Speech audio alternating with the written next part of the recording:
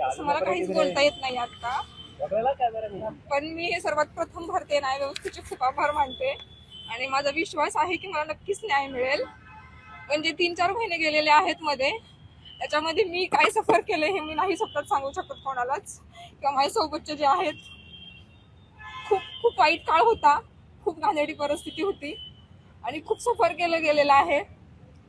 म्हणजे बेसिक जो FIR चा हक्क आहे आपल्या सगळ्यांचा, तो पण बेसिक मिळालेला नाही आणि तो बेसिक हक्क मिळवण्यासाठी आतापर्यंत एवढे 3-4 महिने आम्हाला लढावं लागलेलं आहे.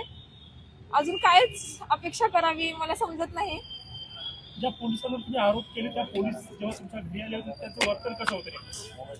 मी आणि माझी मैत्रीण आम्ही रूम मध्ये बसलेलो होतो, तर ते डिरेक्टली आमच्या रूम मध्ये घुसले, दरवाजा ओपन केला. रूम मध्ये घुसून डिरेक्टली आमचे बेडरूम, आमचे कपाट, आमच्या बाथरूम हे सगळ्या गोष्टी त्यांनी बघितल्या. आमच्या डायऱ्या बघितल्या, रूम मध्ये कपाटामध्ये असलेले कपडे, इनरवेअर त्यांनी बाहेर काढले. आमचे फोटोज वगैरे लावलेले आहेत, त्या फोटोजवरून त्यांनी खूप घाणेरड्या कमेंट केल्या.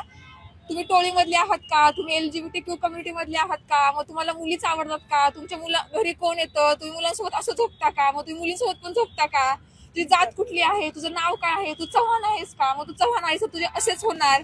तुला बाप नाही तर तुला बिना बापाची तू मुलगी आहेस, हे असं सगळं तिथं बोललं गेलेलं आहे.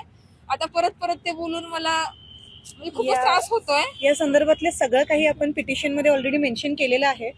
कोर्टात ते दाखल केलेलं आहे. आपल्याला हवं असेल तर पिटिशनची कॉपी आणि ऑर्डरची जी काही कॉपी आहे ती सविस्तर आपल्यापर्यंत पोहोचवलं जाईल. सगळे स्टेटमेंट तिने जसे आता सांगितले ते सविस्तर पिटिशन कॉपीमध्ये मेन्शन केलेले आहेत. वर्ड टू वर्ड जसंच्या तसं आम्ही पण घेतलेलं आहे आणि ते साहेबांनी त्यांच्या ऑर्डरमध्ये सुद्धा घेतलेलं आहे.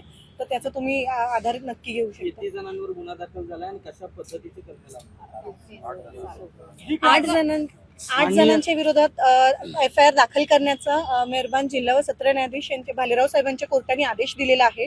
11/11/2025 रोजीचा हा आदेश आहे आणि या आदेशाच्या नुसार 8 लोकांच्या विरोधात FIR दाखल करण्याचं, ज्यांना आम्ही हे केलेलं होतं, आरोपी केलेलं होतं, तर सर्वांच्या विरोधात FIR दाखल करण्याचा आदेश आहे. आणि आता माननीय न्यायालयाने आदेश दिल्याच्या नंतर कोथरूड पोलीस स्टेशन मध्ये आपण सगळे आहोत. आता पीडितेची सही त्या जबाबावरती होऊन FIR ची नोंद सुद्धा झालेली आहे.